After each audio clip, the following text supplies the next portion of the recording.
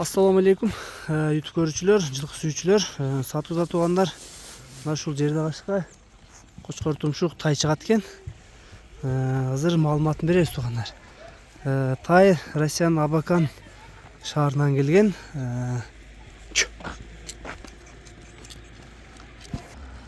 Буттары, ден соолук бардыгы жакшы, жеп ичкендери жакшы экен. Мына колго үйрөнүп калыптыр. Бою дагы бийик тайдын туугандар. 1 жашка чыга элек тайлар.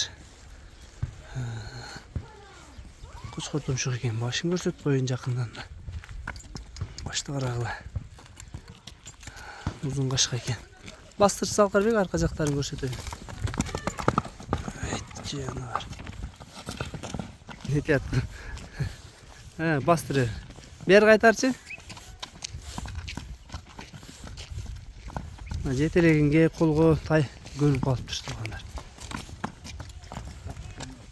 Boyun ölçüyoruz Alkarбек? 1.51 de. 1.51 santimetre boyu. Жанар, чоң тай экен да.